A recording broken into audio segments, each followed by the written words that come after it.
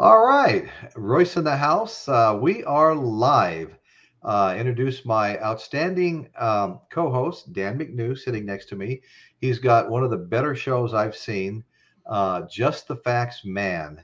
And Dan's been an outstanding YouTuber for a long, long time. He's had a show. I don't know if I know anybody that's had a show longer than Dan. He's got some fantastic videos out there. And if you really want to see some good stuff, go to Just the Facts Man and check out some of Dan's shows. He's got some great, great shows on. Well, we're going to have some fun tonight. Tonight, we're going to talk about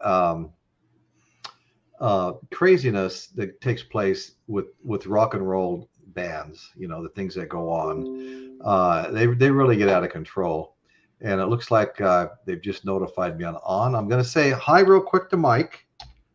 Hi, Mike. How you doing, buddy? Good to see you. And I want to mention because Mike came on that Mike Precode Fan is tied for the winner of the AMA contest. He got two correct, and Rachel's Ghost, our good friend Rachel, friend of the show, Rachel got two correct. Oh, okay. Four people got only one correct guess, and another four didn't get any right. So it's going to be Mike Precode Fan and Rachel's Ghost are going to go into the hat to see who the winner of the album is. Az Mick is here. How you doing, Mick? Good to see you, buddy. Thanks for showing up. And our good friend Bill K, total good friend of the show, personal friend. Good to see you here too, Bill. Okay, so as I was saying, we're going to get into this. We're going to have a lot of fun. There's so many crazy antics that have taken place, and as you can tell, I'm trying to burn a couple of minutes here. We'll just chat for a couple of minutes because the first story I think is so fun that I'd like as many people to hear it as they can. So Eddie's Physical Media. Hi, Eddie. How you doing, buddy? Good to see you. Another must watch show is Eddie's Physical Media Talk. Go to Eddie's channel and subscribe, please. He's got some great stuff, and he plays just the best music, album after album, just fantastic music, stuff that I don't hear that often in other places. But he's never played anything I didn't like and enjoy. Thank you for that, Eddie. You're opening my eyes to a lot of new sounds. So anyway, okay, I'll go ahead and start here. We've got a few people here, and God only knows how many people are going to show up. I'm going to start with a story. Mötley Crüe was out on tour, and a bet was made between Nikki Sixx and Tommy Lee. Dan, did you hear this one yet? There's so many in Mötley Crüe, so I don't know. And that bet was to see who could last longest without taking a shower or cleaning themselves up in any way, shape, or form. Just stay dirty and disgusting. And they made a bet on that, okay? But part of the bet too is they were going to continue to sleep with groupies as long as they could, as long as the groupies could stand it. So finally, some lucky laddie got to go with Nikki Sixx, came up to the hotel room, a groupie, and Nikki Sixx, She went downstairs, you want to call it. She went downstairs on Nikki Sixx, and she got going, and she just couldn't take it any longer. I mean, he smelled so bad. It was 2 months since he bathed or cleaned himself in any way. And in no time at all, she started gagging and she threw up. I've got to bring this up. And you'll understand why in just a second. She threw up all over him. And this spaghetti will become significant in just a minute, okay? She threw up all over him, and it was all undigested spaghetti all over his private areas, all mixed in with the hair and everything. And he excitedly called for Tommy Lee, who came running in. He was going to let Tommy Lee know that Tommy won the contest because he was finally going to take a bath. And so that became known in circles as the spaghetti incident. And a couple of years later, Guns N' Roses came out with an album called a punkish album, the first punkish album called The Spaghetti Incident.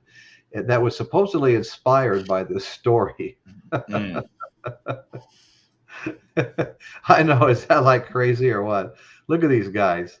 These are like the evil twins here, you know. That's pretty disgusting. They actually were nicknamed the Terror Twins. The Terror Twins. Okay. So, Dan, have you got a story for us? Do you want to share real quick or real long, however you want to do it? Well, the story that I've got, is actually somebody I know in a band, Dimebag Darrell with Pantera, Oh, nice. and Zach Wilde and Dimebag. They were over at Dimebag's house, and they had been doing some drinking. And I'm not sure why Zach was in town. He may have been doing a show or something, Okay. but they wanted to go to the clubhouse, the strip joint that Dimebag and Vinny owned. Okay. So they called their limo driver. They own their own limo, Right. and the limo driver is always on call. So he gets up, drives over to the house to pick up Zach and Dimebag. Well, when he gets there, he has to go to the bathroom. So he tells the guy, "Hey, man, I got to take a piss. I'll be right back out." So, all right. So here's Dimebag and Zach drunk. They decide, oh, screw the limo driver. So they get up. Zach, now there's two different stories. One story says Zach was driving. The other story is that Dimebag was driving. I'm not sure who was actually driving. But they basically hijack his own limo.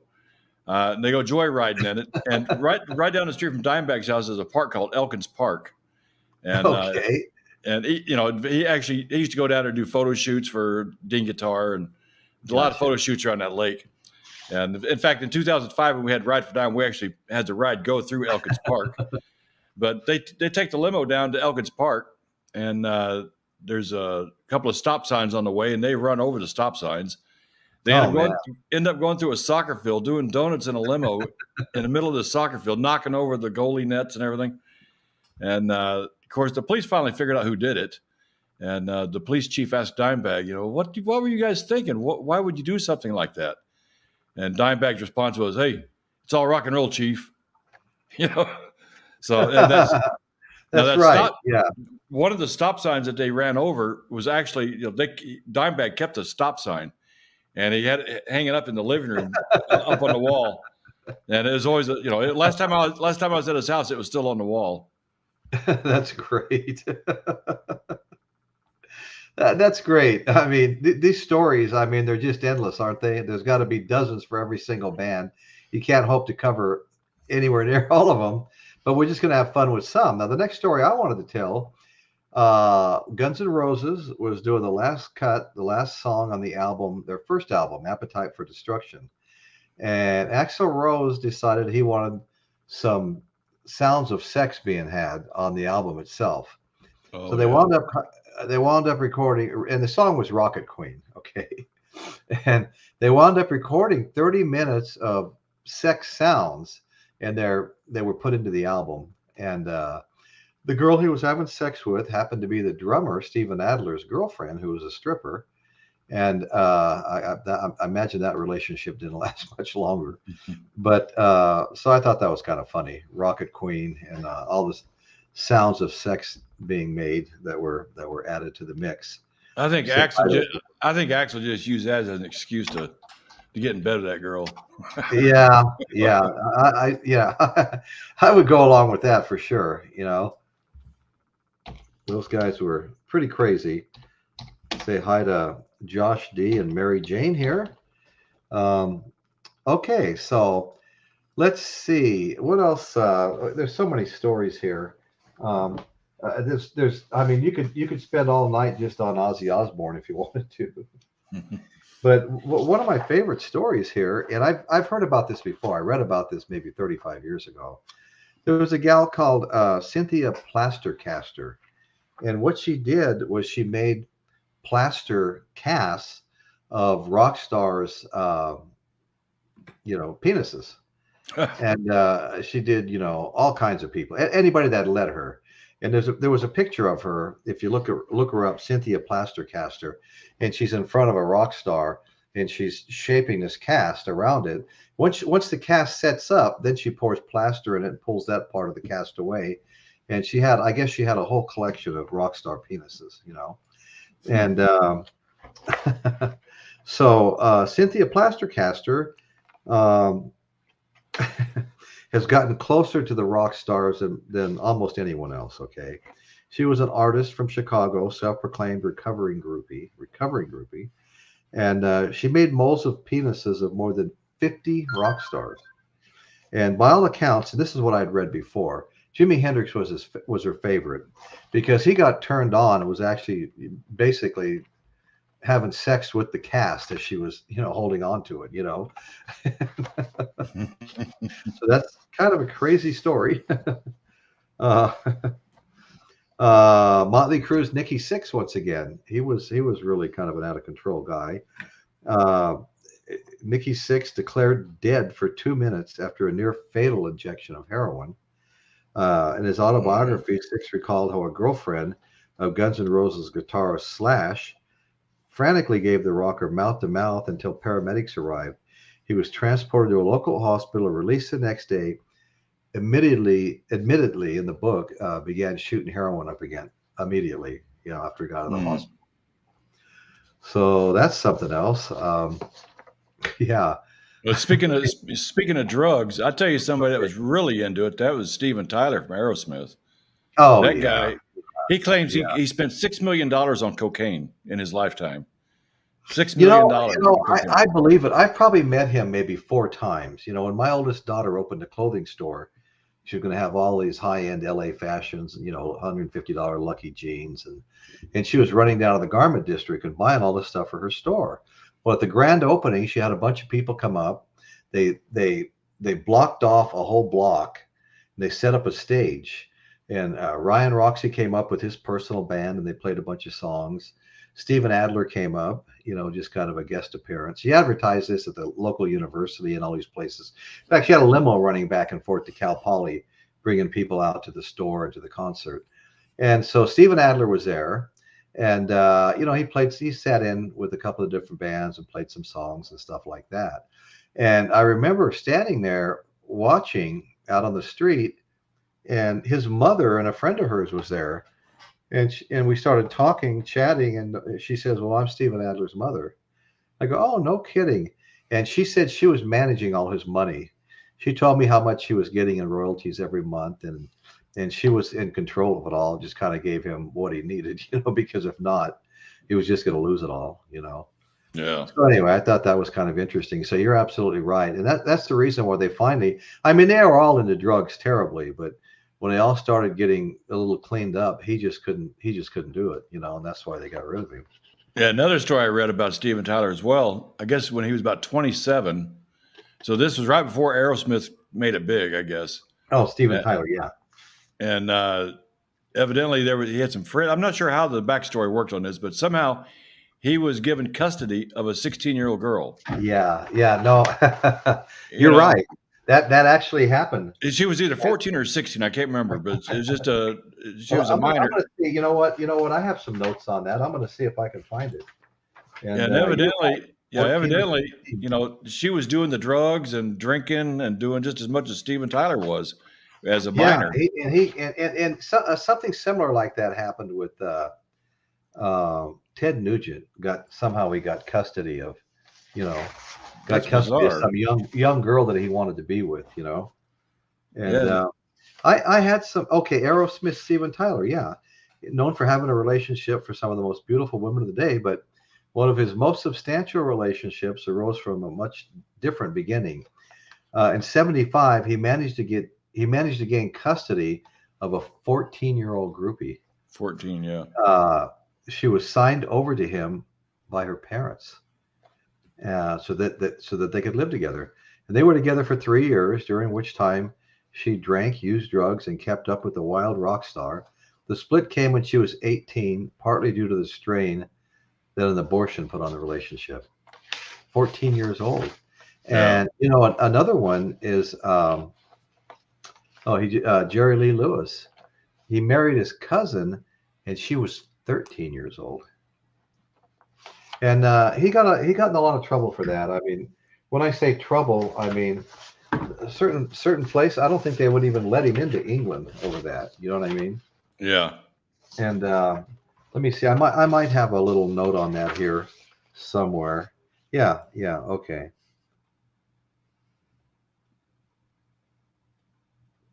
Yeah, so I'm assuming with Steven Tyler, there was I guess that girl did get pregnant, and there was an abortion.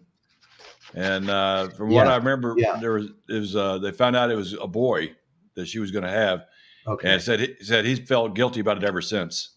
That they probably should have had the abortion. Right. Okay. Yeah, I think a lot of people feel that way. Let's see. Anybody new join the chat? Well, Adam D's here. Drug. Okay, let's see.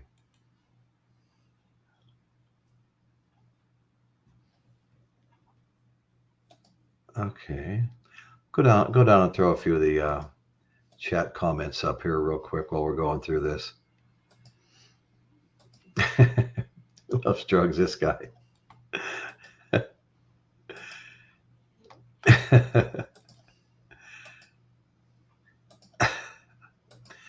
Okay, how was such a beautiful gal as Liv Tyler produced by somebody as not beautiful as Steven?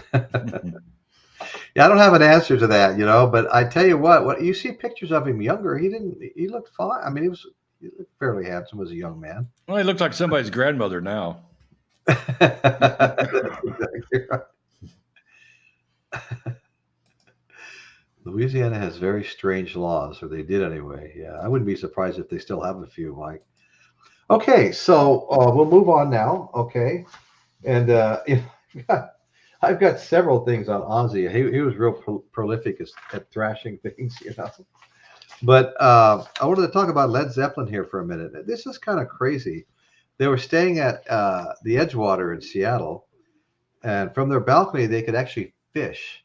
They could fish in Seattle's Puget Sound, which sounds really cool. I'd love to go do that. So the story goes that after a few days of fishing and a few days of rocking, the Zepp had a raucous party at their hotel room. Well, there, a few bandmates stuck some of the fish that they caught into a groupie's sensitive areas. And there are many versions of this story that differ on the particulars, but it's safe to assume that something fishy happened that night. Yeah, it did. I think that was called the Red Snapper incident. Well, I tell you, I'm just, yeah, the Red Snapper incident, right? Red Heron incident. You hear so many stories of these girls that, I mean, I'm not judging, but they're just obsessed with getting backstage and getting together with these guys. And I can't remember if it was Mötley Crüe or another band, but they would make them crawl. They were so used to this and just almost getting disgusted with it. Like, okay, another bunch of hot chicks, just like last night, the night before, and the night before that, just continuous stream of them coming in, and they would actually start humiliating them and making them crawl around on the floor on their hands and knees and bark like dogs and things like that. Just be laughing their asses off high as kites, and just humiliating them at some point, But that's pretty crazy. But there's a funny ZZ Top story. ZZ Top went on tour. Let's see, it was their famous 76-77 worldwide Texas tour. You may have heard about this, Dan.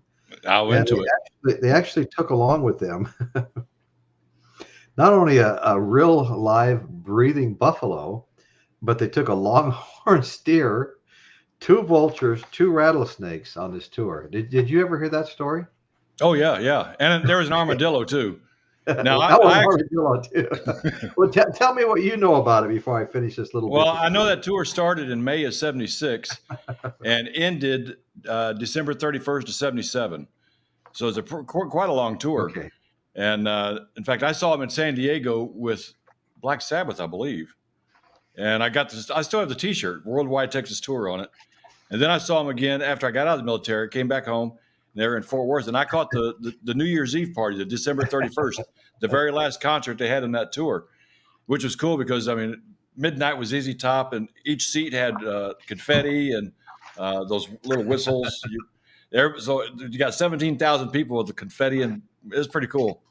But yeah, that was one of the best concerts I ever went to as far as ZZ Top is concerned.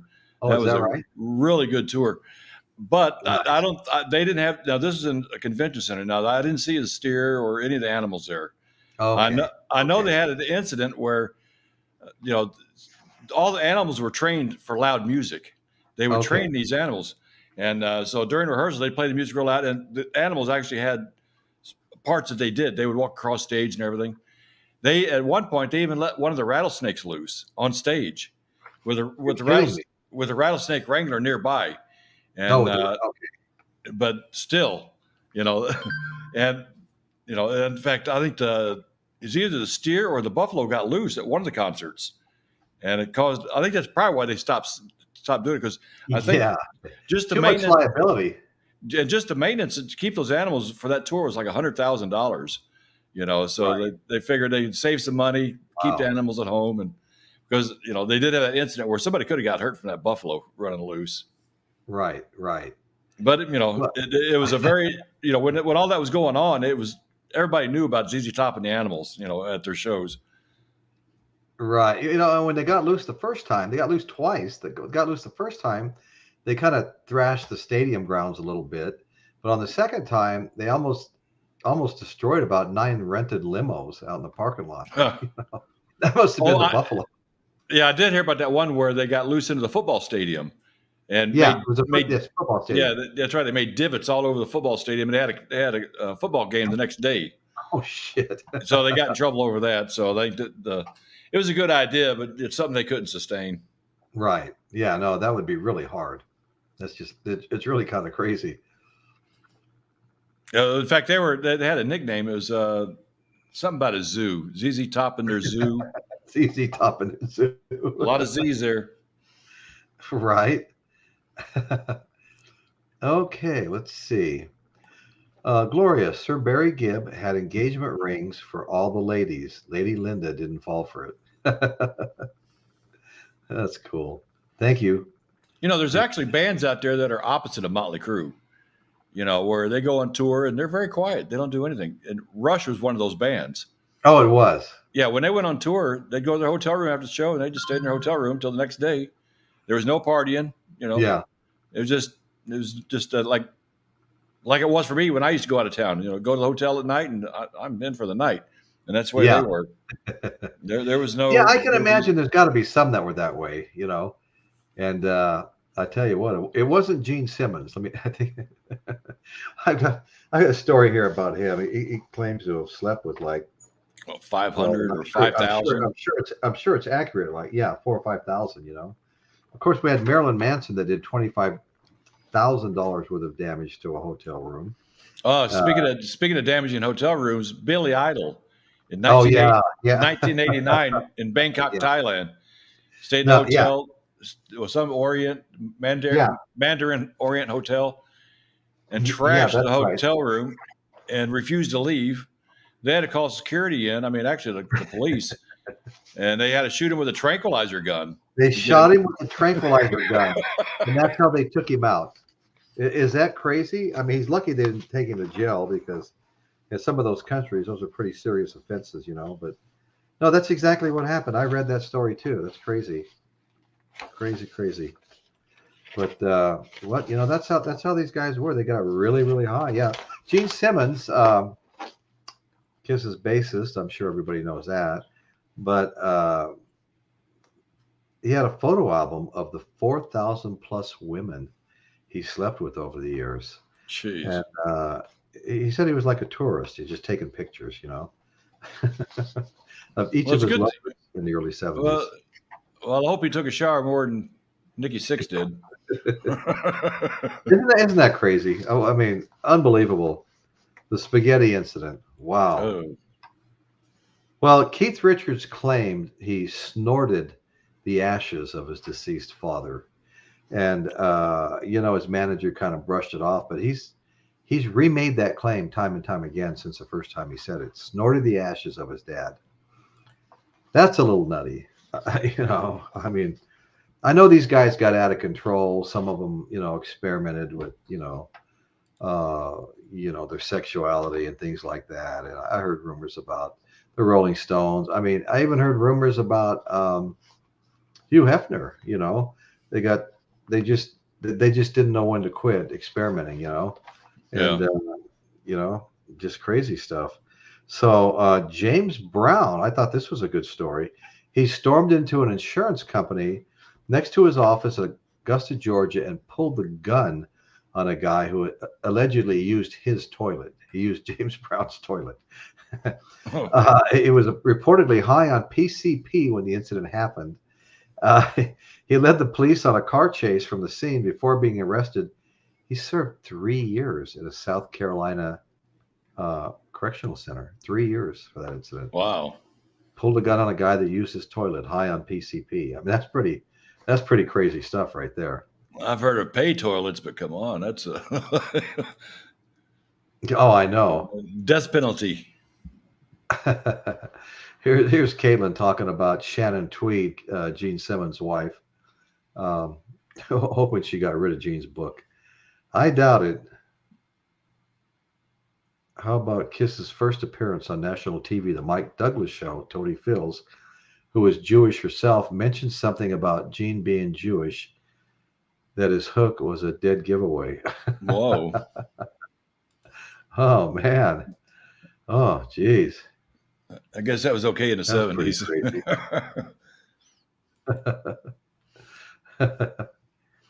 Hey, look at that. We have Dave the pickup artist joining us. He should have used Elton John's. All right, I'm going to say hi, Dave. Hey, Dave, good to see you here, buddy. Thanks for coming in and joining us. We're having fun talking some crazy rock and roll stories here. And okay, so let's see. Ace Frehley. He allegedly chugged, according to let's see, Paul Stanley. They were in a limo together, and Ace Frehley was just drunk out of his mind. He opened up a full bottle of perfume and chugged it down because someone told him there was alcohol in it. And he drank the whole bottle. That's pretty crazy. Okay, so there's a story that I read about Tony Iommi and Geezer Butler from Black Sabbath. And it's something that I used to do with a Navy buddy of mine. If you get lighter fluid, we in the military we had these white gloves. We had, they were our dress gloves, and we never used them. Yeah, but we had to keep them. So, buddy, he would put the white glove on, and he would soak it down with lighter fluid and light it and run down the hallway of the barracks screaming. It looked like his hand's on fire. Oh wow! But it would burn off real quick, and it wouldn't even go through the glove. It wouldn't even get his hand that warm. Right, well, right. Evidently, Tony Iommi was doing that with Geezer Butler for just as a gag. They're both aware of what they were doing, and he would get he would get rubbing alcohol and put on Geezer, and then light him on fire. But it would go up and it'd be out in like 2 seconds. Well, they were doing this gag in front of a producer, and evidently they put too much on there and it soaked into his clothing. And when he lit it, he said he went up like a bomb. And so. Was it Geezer Butler or was it Bill Ward? I can't remember now. You know what? It was Bill Ward, the drummer. And it was Bill Ward. It was the drummer, Bill Ward. Yeah. So here's Bill Ward on fire, and he's on the ground rolling, trying to put the fire out and everything. And and the producer sitting there just couldn't believe what was going on. They said they actually had to call an ambulance for Bill. He got burned bad enough where he had to go to the hospital. But, wow! You got to be careful with pyrotechnics. I mean, that's some dangerous stuff. No, that's exactly right. I guess he had 3rd-degree burns all over his body and stuff. Yeah. That's nasty, man. And then of course we have funk pioneer Rick James. Basically was holding a woman, keeping her locked up, basically torturing her while high on crack cocaine, and actually burning her with his crack pipe. Held her for 2 days, forced her to have sex, and burning her with his, like I said, with his crack pipe.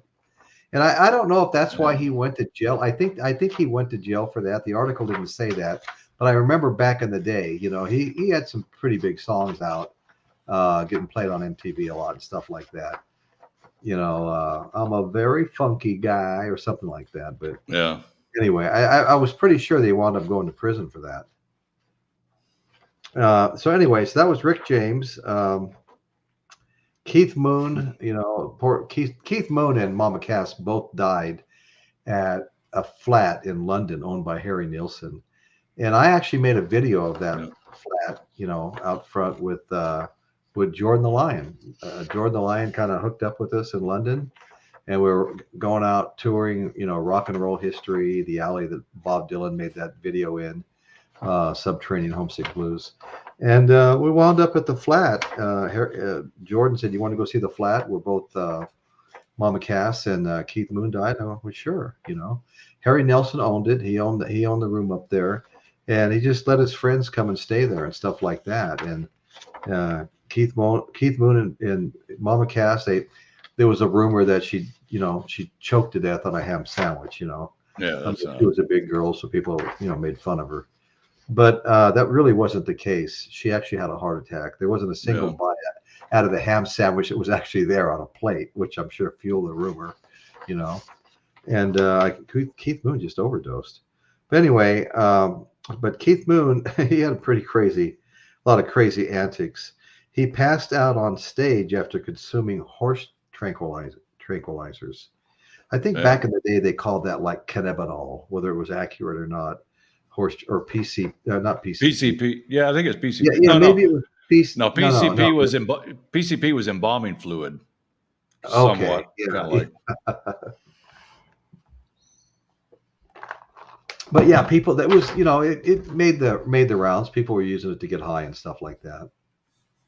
It's strange they died in the same flat, you know, and I kind of wonder, you know, is that like an apartment or is it a hotel? Let's see. We need to get rid of this free girl show thing here real quick. Oh yeah. Trying to bring some sex deal on the show. I meant to click on Bill K and hers just jumped right in there. So you must have Bill K saw the video then at Harry Nilsson's flat. Jordan the Lion and I were in. Thanks, Bill. Okay. But is that flat part of a hotel or is it an apartment? Yeah. It's a building with multiple units in it. Yeah. I wonder if you could rent it out. Well, Harry Nilsson used to rent his out to all his rock star buddies. And I don't know, maybe he quit after they all started dying there. Yeah, I don't know if I'd want to. I don't know if I'd want to spend the night in that place. Phenacyclidine. You talking about the tranquilizer there, the horse tranquilizer, phenacyclidine? I mean, there was so much stuff being passed around back in the late 60s. You know, it was crazy. I can't remember half the names of it. I don't want to remember most of the names of it, but there's a lot of crazy stuff going around. You know, people were selling acid. They were selling mescaline, and most of the time that was just a lighter dose of acid. They call it mescaline. Oh yeah, it's not as bad as acid. You know, it's just kind of more of a this and that. And most of the time, like I said, I found out that it was just a milder acid that they were selling, for more money because it was mescaline. Here's another story about Keith Moon, which is kind of funny. He had a habit of blowing up hotels' toilets with cherry bombs. Oh, no kidding. Yeah. And every hotel he stayed at, he'd blow the toilet up with a cherry bomb. And they estimated he did $500,000 worth of damage. Oh man, that's crazy. That's a lot of toilets. Yeah. No, those cherry bombs, man, they were lethal. We were at the Henderson Theater when we were, 13, 14 years old, and I didn't know he had it, but a friend of mine lit a cherry bomb and let it go rolling down the aisle, past people's feet and stuff, and it went off. And I mean, it was like a bomb going off in that theater, And they actually turned the lights on, and the woman that had finally reopened the theater after years of being closed basically went down and got up on the stage and was crying about how bad we were all acting, I mean, she was crying and saying, she was trying to do something nice. Everybody used to love coming here, and we did. The line used to go all the way down around the corner. It'd be two major features, cartoons, and maybe some other little funny thing that they'd put on. A Buck Rogers, show or something at the end. But we loved that place. They closed it, then everybody went down there and went crazy when it reopened, and she shut it back down after that one opening. Felt kind of bad about that. But yeah, you're right. Tom Iommi story. This one says he tossed a bucket worth of alcohol onto Bill Ward, and the prank went Ward. He burst into what prank went wrong. He burst into flames and everything you already said. And then Wow. another one that married a young girl. I don't know if this has been mentioned yet. I don't think I mentioned it. Was Ted Nugent. He became involved with a 17-year-old named Pili Massa. And to get around the fact that she was under 18, he convinced her parents to sign documents making him her legal guardian. Then they were able to live together freely, and the pair remained intimate for almost a decade. Did it say that was true love right there? Does it say what year that happened? Let me see. Yes, 1978. 78. Wow. 78, yeah. That was back during the Texas Jam I saw him at. And I can tell you what, there's no way I would sign my daughter over to Ted Nugent in 1978. or in 1998. I mean, there's just no way. Well, but, still, hey Jeff, thanks for joining us. Much appreciated, buddy. Good to see you here. Well, Ted Nugent claims he never did drugs, so that's better than what Steven Tyler had going for him. Yeah, right. Yeah, that's true. Okay, so Mike must be talking about the flat that was owned by Harry Nilsson here. Yeah. Yeah, that address even actually looks familiar. Yeah, thanks, Mike.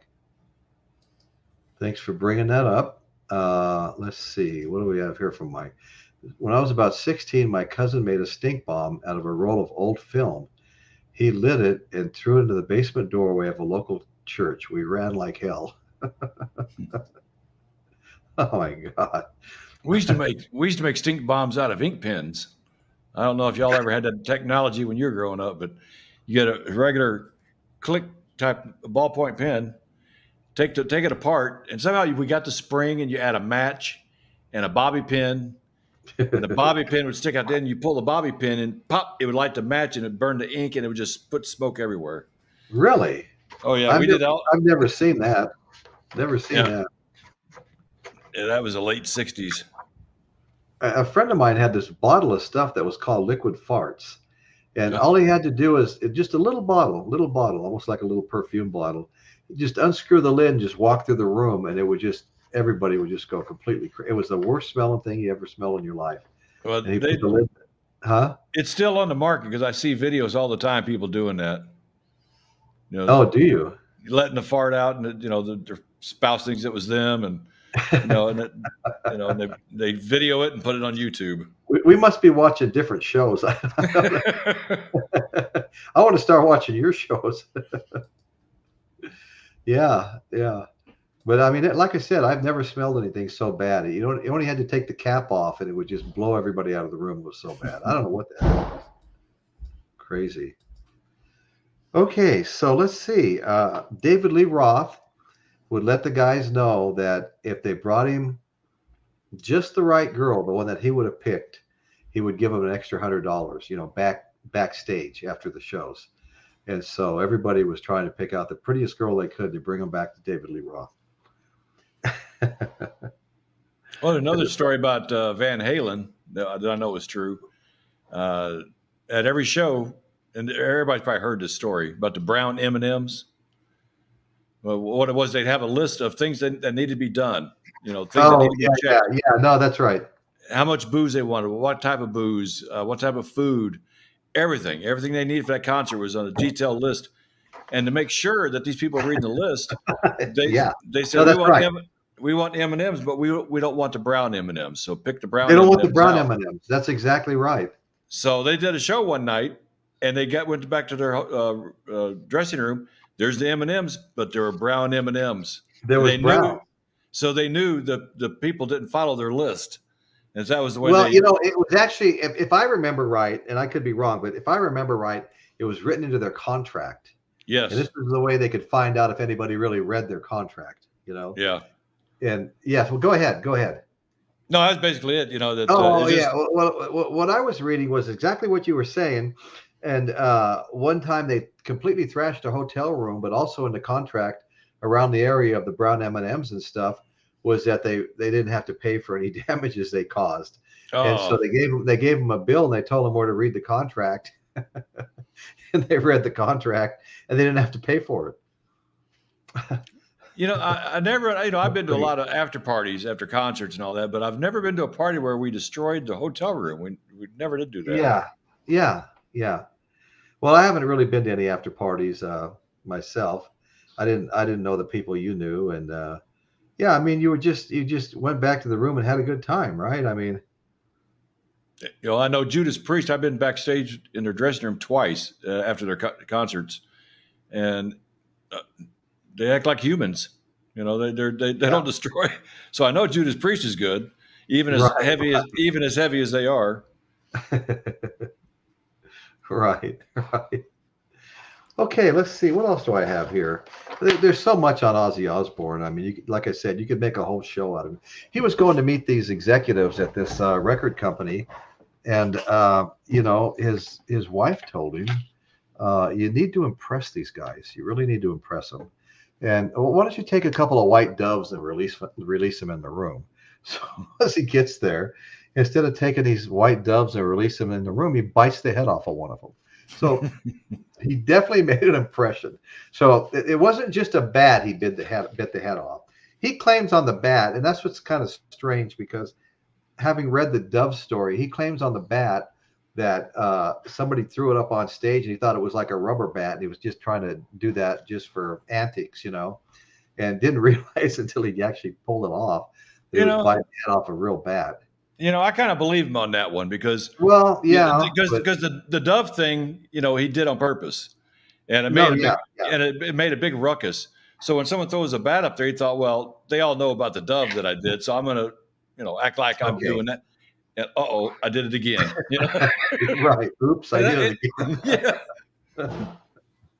I think that's a Britney Spears song. I think it is. Yeah, yeah. One of her better ones, I think.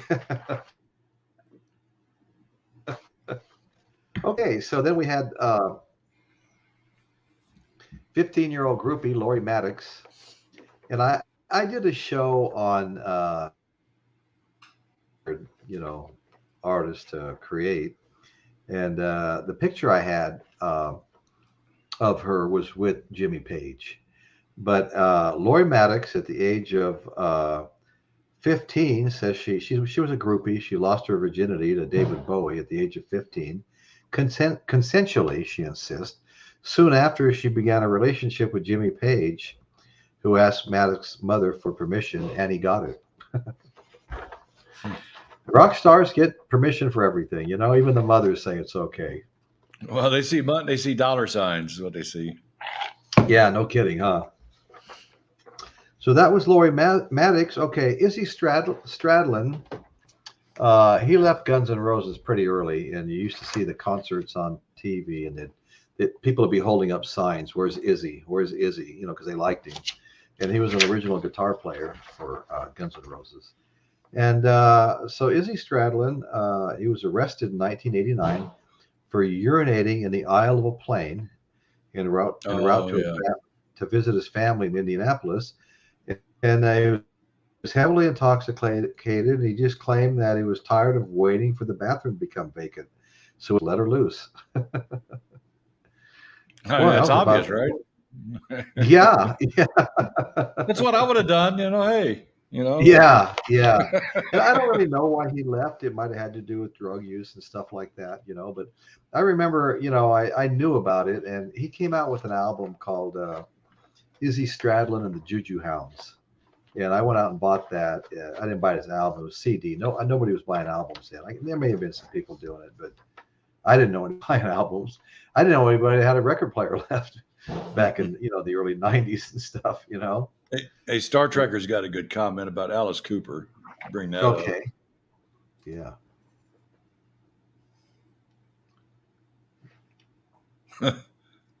Oh, yeah. No, that's exactly right. Yeah. Hey, thanks for joining us, Star Trek. I really appreciate it. And that Yeah, reminds no, me, I read that story too. That reminds me. I woke up this morning to the sound of a rooster. I'm thinking, I live in the Did you? suburbs here. Who the hell's got the chickens? I mean, but it's right behind my master bedroom. It's like, this is crazy. I'm waking No up to a kidding. chicken every morning. Well, about 12 years ago now, I went out and I always loved birds. Uh, I went out and bought a dozen day-old chicks and brought them home. And I tell you what, I had the most fun with those little birds. That some of them, they all had unique personalities. At least half of them wanted to be held. And they would crowd around my feet, and I'd pick one up and pet her for a while. And as I set her down, the other ones would kind of rush forward, like my turn, my turn, my turn. And the one I put down would want another turn.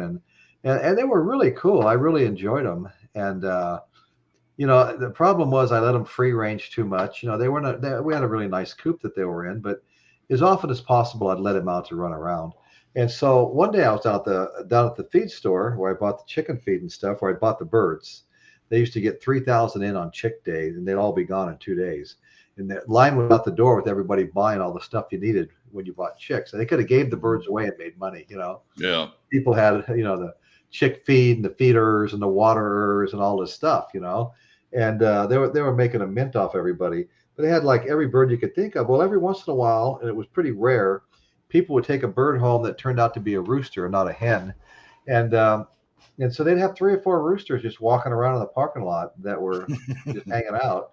And so one of them was beautiful, this big black and white barred rock. And I had a couple of female barred rock. And I said, hey, you sell those roosters? And the guy goes, yeah. And so I go, what do you want for it? And he goes, $10. I said, I'll take it. So I bring a rooster home, and I'm expecting him to be a real protector of the hens and, make sure that the hawks. I counted across my fence in a tree one day 33 red-tailed hawks in that tree, looking at my coop. and I had a couple disappear. But anyway, so I brought that rooster home, and he started out, he was really cool. Me and Betty were sitting out on a picnic bench over here in the trees, and we were eating some chips and salsa, and he hopped up on the table, and we're hand feeding him chips and stuff, and he seemed like a really cool bird. He was huge too. All of a sudden he attacked my grandson, and then he started coming after everybody, and all around the house there'd be these sticks leaning up against the walls, so you could grab a stick, and I had some real battles with him, and being a bird lover, anybody I talked to said, oh, I had one like that. I just took a 2x4, hit him in the head, and killed him. Done deal. I just couldn't bring myself to kill him. He started out as such a neat bird. So anyway, I went in there one day, and he was attacking me, and I had a stick, and we were going back and forth, and it'd been raining. I slipped on the mud and cut my finger open and was bleeding. And it was like, I felt like I got my ass kicked by my rooster that day. And I mean, we had some battles, I'm telling you. I mean, I went around to the side of the hen house to lift up the lid and take the eggs out. And I saw him looking at me, from a ways away. And I backed up and I peeked, and he was charging in my direction. So I got all ready. And as he rounded the corner, I booted him and knocked him down the bank, down by the fence. And I thought, well, I taught him a lesson. He'll know better than to come at me again. And I looked down, and he's charging up the hill to attack me again. And we had so many. I finally traded him for some other chickens, and this guy had a bunch of different roosters. I think he was kind of, homing them because nobody wanted them. People just don't want the roosters when they get mean like that. Yeah. And as far as I could see, the majority of them did get mean, But anyway, so. Well, back in the 80s, when my daughter was probably, I don't know, 7 years old, it was Easter time, and she wanted a chicken. And I said, hey, we're in a neighborhood here. We can't have chickens. But, she kept on and on. I said, okay, we'll get you a chick. So we got this little chick, this little bitty thing. Yeah. And she kept it in a 10-gallon aquarium. It had the grassy stuff in there. And, took the chicken out every day. But yeah. We did want to leave the chicken out overnight. So she'd always bring the chicken in and put it in the aquarium and put the lid on. But pretty soon that chicken got bigger and bigger. It was the funniest thing. her grabbing this big chicken, stuffing it into a 10-gallon. Oh God, that wasn't working. I got to the point. I said, you know what? She'd have to put encyclopedia books on top of so the chicken wouldn't get out of. The chicken was just totally cramped as an aquarium. So I finally got her an outdoor cage, and the chicken was right. Chicken stayed outside. The funniest thing we saw one time, a thunderstorm was coming over, and we're looking out the sliding glass door, and it started hailing, and the chicken's outside. Well, we figured the chicken's going to get in the chicken coop. Not this chicken. We see the chicken run past the sliding glass door with it hailing, with its head straight in the air. We go, where'd that chicken go? I said, chicken runs by again. Chicken runs by again. I go, why does it? Dumb chicken didn't know when to come in out of the rain. No shit. Well, my chickens were kind of crazy because, if you left the front door open, you'd turn around and there'd be like 3 or 4 of them standing in the entryway, and I'd go in and grab some grapes and take them out on the porch and hold them up. And they'd leap up off the ground and take the grapes out of my hands, And we finally got down to one, and she was 12 years old, and she was the lone survivor. And I really kind of wanted to get more, but we decided not to. They were kind of messy, especially when you let them out. Yeah, the cool thing about this chicken we had is a female, and she was laying eggs. We'd go through it's like Easter. We'd walk through the backyard looking for eggs because she would lay eggs just about anywhere. But they were baby blue eggs. I don't know what type of chicken. She was a dark chicken. Yeah. She might have been. I can't remember what they're called either. But there's certain ones that lay green, and that green can tint anywhere from blue to green.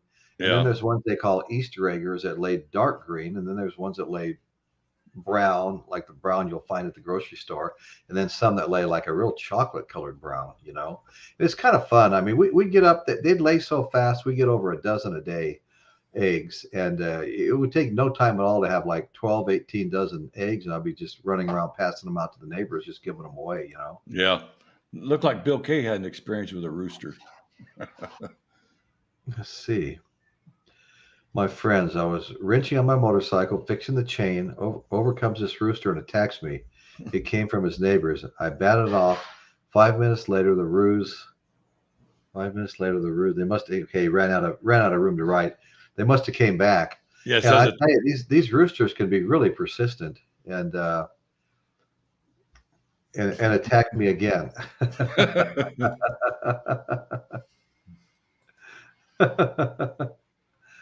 With my wrench.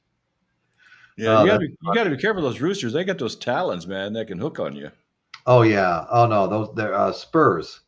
Yeah, no, they'll draw blood right through a heavy pair of Levi's. Yeah. Oh yeah, that hurts. Yeah, they kick hard. I can't even believe it. These scrawny little legs on these birds, Well, the lesson is get a duck. Yeah. Well, I tell you, we were going to build 12 houses, this little subdivision on Carrizo Road. Yeah, we just named it Carrizo, and 12 houses.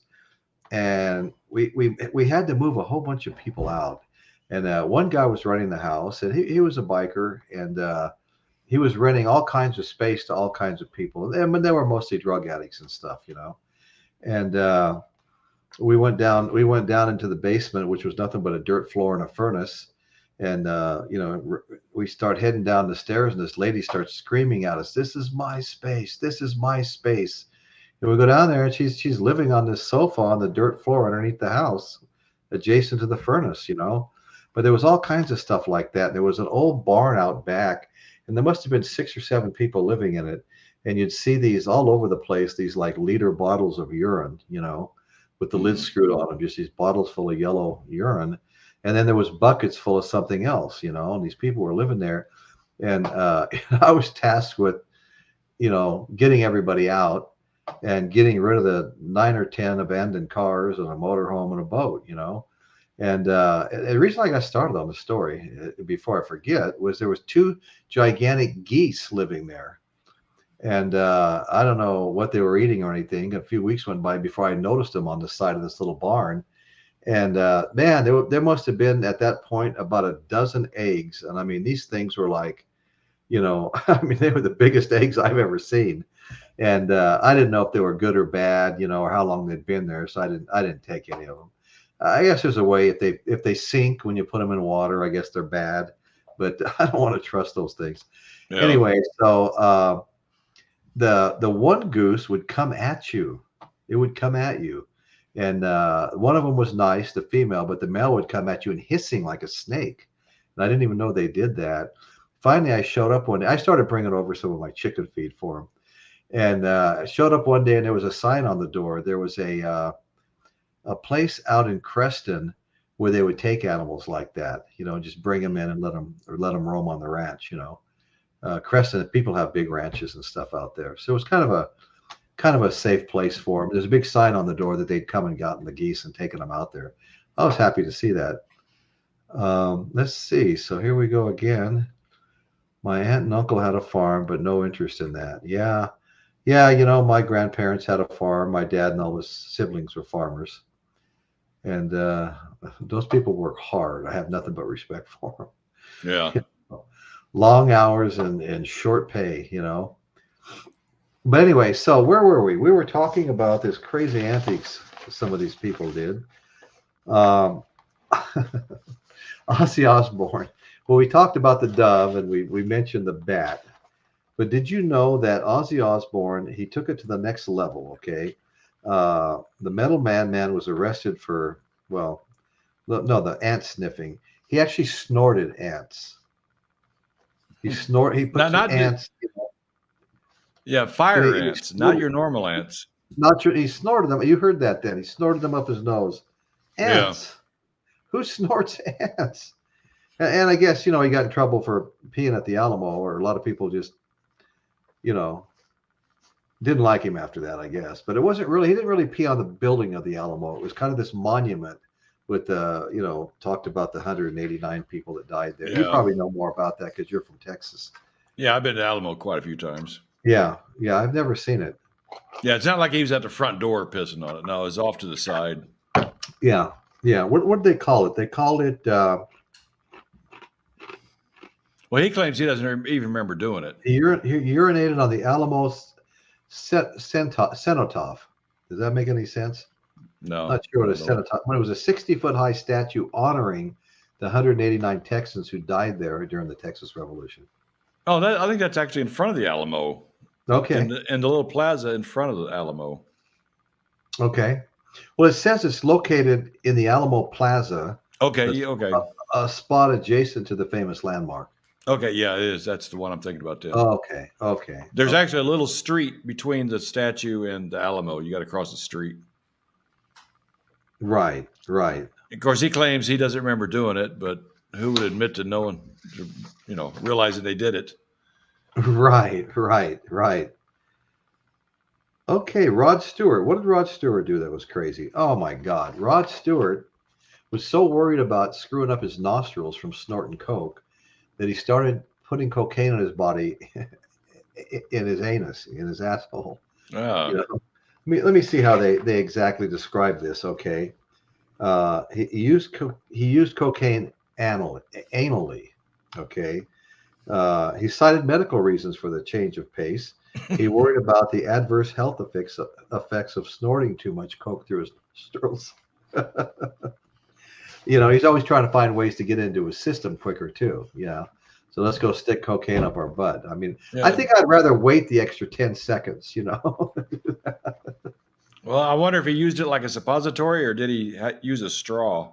Yeah,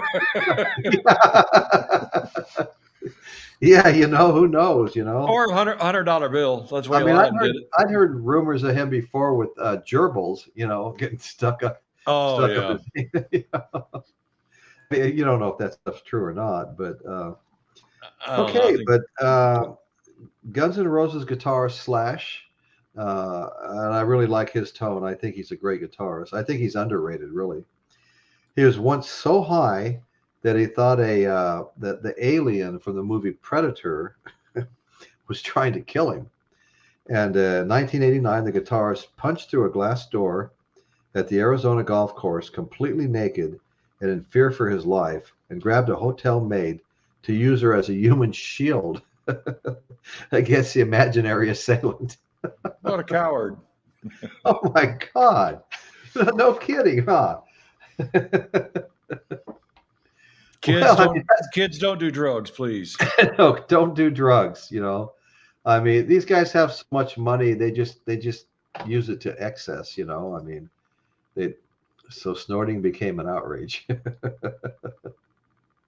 Right. Did they snort back? Yeah, I met Slash one time. Oh, did you? About 20 years ago. He was doing a show here in Dallas, Okay. and there was a girl that was a local photographer here. And at the time, I had a website called Dallas Entertainment, and Okay. I do reviews on bands and any artists that was coming through. And she saw my website and she goes, "You're doing exactly what I want to do. How do I get started?" I said, "Well, Okay. I told her, I said, I got 2 tickets to the Slash's Snake Pit tonight at his show down in Deep Ellum." I said, "Meet me down there and I'll show you how you do it." So she shows up and we watched the concert and everything. And of course, my little trick was just pretend you belong there. When they're ushering everybody out of the building, just pretend you belong there. Don't act like, Right. a Right. starstruck idiot. And so next thing I knew, they had shut the door and everybody's out. Now it's just me and security and the band. Well, the band hadn't showed up yet. They're still backstage. And we're sitting there talking to the security guard. And he saw that we had our cameras and all that. And he goes, "No pictures of Slash." I go, "Yeah, okay, whatever. And so later on, the band comes out and there's Slash. And the girl I'm with, she's nice looking, blonde hair. I told her, so go over and talk to Slash, and maybe we can get a picture. So she goes over there. And next thing I know, I look over there and she's sitting in Slash's lap. I go, "Oh, now we're going. We're going." Then she goes, Dan. She goes, "Slash says it's okay. We can take a picture." So I got a picture of her sitting in Slash's lap. And in the background, you see the security guard frowning at the camera. That's funny. I told you guys before that I was at the making of the video November Rain, Use Your Illusions 1, I think it was, Guns N' Roses. And like I said, they did like 7 takes of that song, and it's like a 7, 8, 9 minute song already. So Oh yeah. between the 7 takes and the rest they took between, must have been there like 4.5, 5 hours for these 7 takes. And between each take, Slash and Axl would sit on the stage, and a big line would form of people going up there getting autographs, and girls were having their breasts autographs and pulling their pants down, getting their butts autographed, and you name it. And I jumped in line. Just everybody was doing it. I'm like the oldest guy in there. Everybody's like 22 years old, and I'm like 45 or something. And as I started getting closer, I thought, what the hell am I going to say to these guys? I just turned around and went back to my seat. Something I used to do all the time. And I meet somebody. I met Don Henley, and Okay. I want to get his autograph, but I felt like I don't want to be a fanboy. "Hey, Well, Don, give me your autograph." And he would say, "Well, who do I make it out to?" "Oh, it's for my wife. It's Robin." So I got all these CDs from these artists that have signed it to Robin. Very few of them are actually to me. Yeah, I never really got autographs either, and I've had lots and lots of opportunities. I've got that one album that Mark Slaughter did, a solo album. It's a lot heavier than the regular, Slaughter, albums. Yeah, I actually liked it, and Pat Lucero got it for me. He's grew up with Mark Slaughter, and they're good friends, and it was autographed.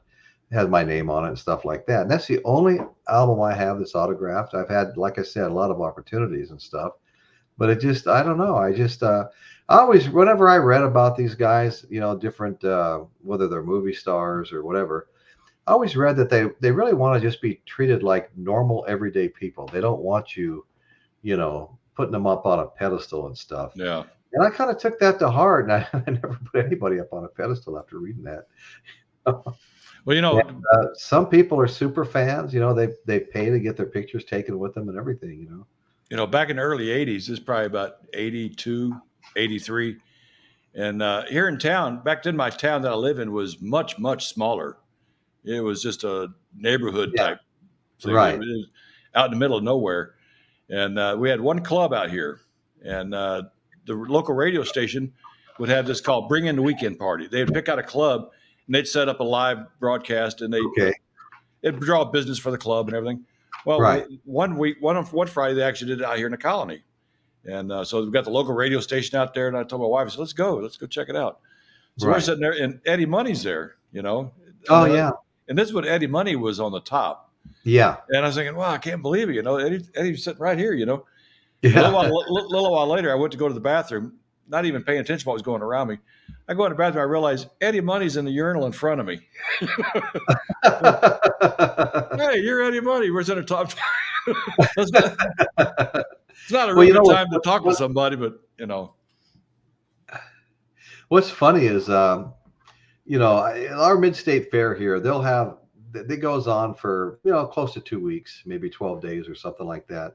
And there's a headliner every night in the arena, the grandstand area. It holds a lot of people like any other big show. But there's like 3, I think it is, free shows that are going on every night too. And the performers being paid, but each one of them has a sponsor, like Coca-Cola or Coors Beer or whoever.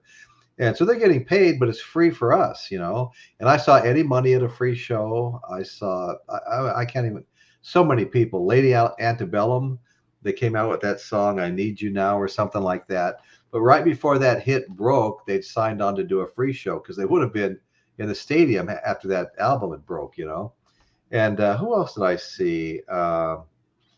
Peter Frampton. I saw Peter Frampton in a free show. Yeah, a lot of country acts. They had a lot of country acts there. And but it was good. Eddie Money, he was fun to watch. He was a character. And we have been visited by my buddy Bronco Billy. I like celebrities who won't sign anything, but will chat with you for a minute. They prefer a connection. Yeah, no, I agree with that completely. I agree with that completely. I was mentioning the band Rush earlier, and before a show, most bands have a meet and greet. With some of the fans, you pay extra for it. And Neil Peart would never do the meet and greet. He didn't like mingling with the fans at all. He said it's not that he didn't like the fans. He's just kind of a introvert. That he didn't like being around a lot of people, even though he would perform in front of thousands. One-on-one, he said he was not good at that. And so anytime they did a meet and greet, it was always, the other, Geddy Lee and Alex Lifeson. And Neil was never there. He never signed any autographs. I thought, man, how great would it be to have a Neil Peart autograph? I mean, because it'd be so rare. Well, you were mentioning recently that let's see, who was it? It was Kiss played at some corporate or something. Yeah, we were all wondering what they probably got paid for that. They would have done it for free. Yeah, and full costume too. Full costume, full stage show. And there's probably 300 people there. Boy, so that's just isn't that just a money machine? I'm telling you. I mean it was 3 years ago when I was in London, England, and they were on their farewell tour, or end of the road tour they call it. Yeah. And boy, that was, like I said, well, we did get COVID in between too, though, and that shut everybody down. Yeah. But they have a lot of Kiss cruises and things like that. And anyway, only cruise I've ever been on was a blues cruise. It was more my style of music, but especially at the time, I'm a member of the Blues Society in San Luis Obispo. But anyway, so this was fun. So many crazy stories. You could go on forever if you wanted to. You talking about cruises. The last cruise I was on was my Navy cruise. I will never get on another big boat. I'm done with that. Oh, really? Okay. Saw enough ocean. Yeah. Well, yeah, I've been out there, but I mean, just on fishing boats and stuff, I'd take the albacore boats out. Sometimes they go almost all the way to Monterey. You'd board the boat at midnight and you'd start fishing at 6 o'clock in the morning. But the whole night, if the fish were kind of far out, you'd be traveling. And I tell you, the first time I ever did that, I got in the bunk and it was wet. How are you going to sleep in a wet bunk? It was like impossible, And another time I was in there, I swear to you, the seas were so bad. It's dark. It's at night. God only knows how far offshore you are. And the boat was going up. And every time it came down, it was like it was hitting concrete. It's like, this is an old boat. I mean, am I going to be looking for a little orange ring, to grasp onto out here in the middle of nowhere or what? Well, I was stationed on 2 different destroyers, and when we hit waves like that, there was times where if you're walking down a passageway, as you're coming down a wave, you would literally get weightless. You'd be get weightless, and then Right. you'd slam on the floor again. So Yeah, that was you knew it was rough when you didn't want to be topside when that was going on because you could get thrown right off the ship. Hey, wait, now, Mike Pre-Code fan, you can't leave. Right here, I have my Bridges to Babylon Rolling Stones concert hat. I saw that concert in Portland, Oregon. But Mike, you tied for winning the AMA Awards Show contest. You got 2 right, and Rachel's Ghost got 2 right. Everybody, 4 or 5 people got 1 right, and 4 people got none right. But let's see. Rachel you both got Taylor Swift. You both got Taylor Swift. And Rachel got Ghost Impera. That was D2. And I believe you got C4, was it? Anyway, I have them all written down. But you guys tied. So what I have here, the tiebreaker, is I have Rachel and Mike Pre-Code fan. Okay. Same size piece of paper with you guys' names on them. I'm dropping them into my Bridges to Babylon hat, and I'm going to shake them around, see if I can mix them up a little bit and stuff like that. Okay. And we're going to find out who's going to win this Robert Plant Alison Krauss album I have right here. A double album set, and it's absolutely excellent. I mean, this is a great album. And I'll need, if you win, I'm not sure how you want to give me your mailing address because I'd like to get it in the mail right away. I don't have Rachel's either. But anyway, so let me stir this up a little bit, and I'm going to pull one out, and we're going to find out who wins that album, okay? And it is Rachel's Ghost album. Okay, well... all right, Mike. I mean, good job. I mean, you were the runner-up. You guys tied, and